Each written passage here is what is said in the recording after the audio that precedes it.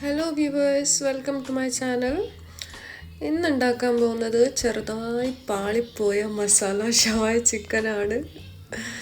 എന്ത് പറ്റിയെന്ന് വെച്ചാൽ ഒരു മസാല പ്രോ മാക്സ് ആയി. ഞാൻ വിചാരിച്ചു വീഡിയോയിലൊക്കെ കാണുമ്പോൾ ഇച്ചിരി ഡ്രൈ ആയിട്ടല്ലേ ഇരിക്കുന്നത്. മസാല ഉണ്ടാവും, പക്ഷെ എന്നാലും പത്തിരി പൊറോട്ടൊക്കെ ആയിട്ട് കഴിക്കാനല്ലോ വിചാരിച്ചിട്ട് ഞാൻ നല്ലോണം മസാല ആവട്ടെ എന്ന് പറഞ്ഞിട്ട് ഇൻഗ്രീഡിയൻസ് സവാളയും തക്കാളിയും കുറച്ച് ക്വാണ്ടിറ്റി കുറേ എടുത്തിട്ടോ.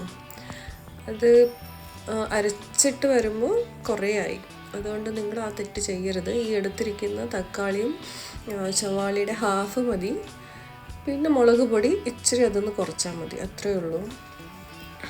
ഈ മുളക് പൊടി എന്ന് പറഞ്ഞാൽ കശ്മീരി ചില്ലി ഇടി ഉണ്ടെങ്കിൽ അത് വെള്ളത്തിൽ കുതിർത്ത് വെച്ചിട്ട് ഒരു ചൂടുവെള്ളത്തിൽ കുതിർത്തിട്ട് ഒരു 15 മിനിറ്റ് ആകുമ്പോൾ അരച്ചെടുത്താൽ മതി.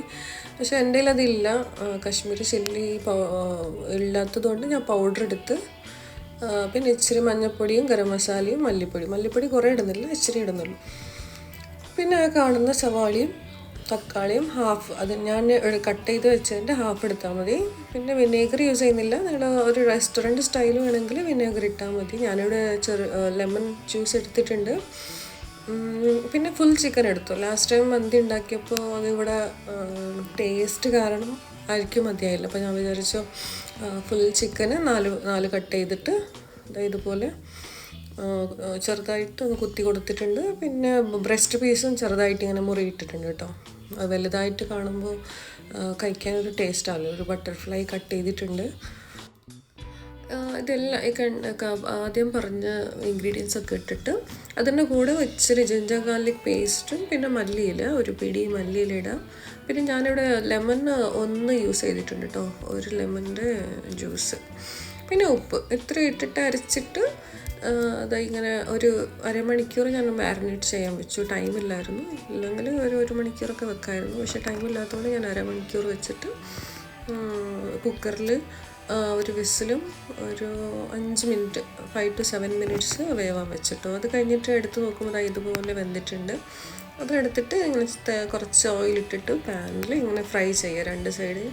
എല്ലാ മസാലയും ഇടരുത് ഈ സമയത്ത്, കുറച്ച് മസാലയോട് കൂടെ ഫ്രൈ ചെയ്താൽ മതി. അത് കഴിഞ്ഞിട്ട് ഇല്ലെങ്കിൽ എല്ലാ മസാല കരിഞ്ഞു പോകും.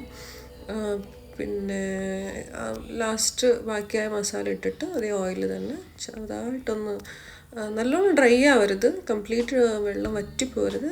പക്ഷേ ഒരു ഇച്ചിരി വെള്ളത്തോടൊരു എന്താ പറയുക, അങ്ങനെ കുറുകിയിട്ടിരിക്കില്ല. അതുപോലെ മസാല റെഡി ആകുമ്പോൾ ചിക്കൻ അതിലോട്ട് ഇട്ട് കൊടുക്കുക. ഈ ചിക്കൻ ഇങ്ങനെ ഫ്രൈ ചെയ്യട്ടോ, നല്ലോണം ഫ്രൈ അല്ല, ചെറുതായിട്ടൊരു ഫ്രൈ, 2 സൈഡും ഫ്രൈ ചെയ്തു. ഓൾറെഡി വെന്ത ചിക്കനാണല്ലോ, അപ്പോൾ പിന്നെ പ്രശ്നമില്ല. ഇതുപോലെ ഇങ്ങനെ ഗ്രേവി പോലെ ആകുമ്പോൾ ചിക്കൻ ഇങ്ങനെ അതിലോട്ട് ഇട്ട് കൊടുക്കുക. പക്ഷേ ഇതിൽ കളർ എന്തോ അറിയില്ല, ഇങ്ങനെ കറുത്ത കളർ പോലെ ആയിട്ടുണ്ട്. പക്ഷേ ഇങ്ങനെയല്ല, നല്ല റെഡ് കളറായിരുന്നു കേട്ടോ. ലൈറ്റിൻ്റെ പ്രശ്നമാണോ എന്തോ അറിയത്തില്ല. അതിങ്ങനെ മസാല മുകളിൽ തീ ഈ സമയത്ത് വലുതാക്കരുത് കേട്ടോ, ചെറിയ തീയിൽ ചെറുതായിട്ടൊന്ന് മസാലയിൽ ഈ ചിക്കനൊക്കെ പിടിച്ചിട്ട് ഒന്ന് ചൂടാവുന്നവരെ ഒരു സൈഡും 2 സൈഡും ഇതാക്കിയിട്ട് നന്നായിട്ട് മസാല ചിക്കനിലോട്ടൊക്കെ പിടിച്ച് വരുമ്പോൾ തീ ഓഫ് ചെയ്യുക കേട്ടോ. ഓഫ് ചെയ്തിട്ട് നിങ്ങൾക്ക് നല്ല നെയ്ച്ചോറും അല്ലെങ്കിൽ കുബൂസ് അല്ലെങ്കിൽ പൊറോട്ട, ചപ്പാത്തി, പത്തിരി എല്ലാത്തിൻ്റെ കൂടെ അടിപൊളിയാണ്.